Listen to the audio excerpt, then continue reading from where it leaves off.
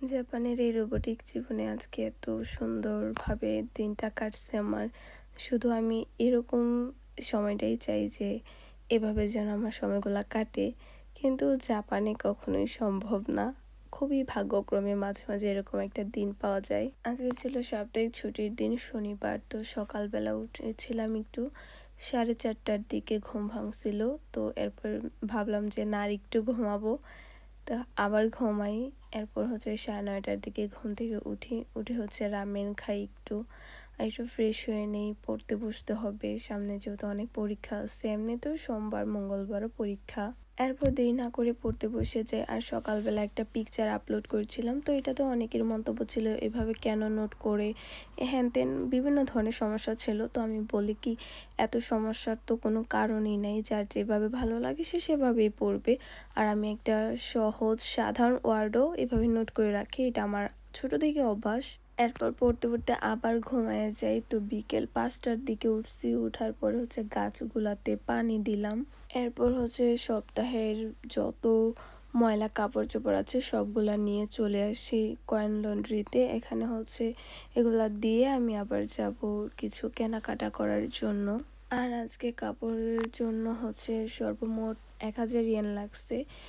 কাপড় হচ্ছে পরিষ্কার করার জন্য 900 ইয়েন আর হচ্ছে শুকানোর জন্য 100 ইয়েন। তো সব মিলে হচ্ছে 50 মিনিট লাগে। তো আমরা হচ্ছে এগুলা দিয়ে চলে যাই অন্যান্য কাজ যেগুলো আছে সেগুলো করার জন্য। আর যাওয়ার পথে দেখতেছি যে এত সুন্দর লাগতেছিল আজকে বাইরের দৃশ্যটা। তো ভাবলাম যে আগে যাই সূর্যাস্তটা দেখে আসি।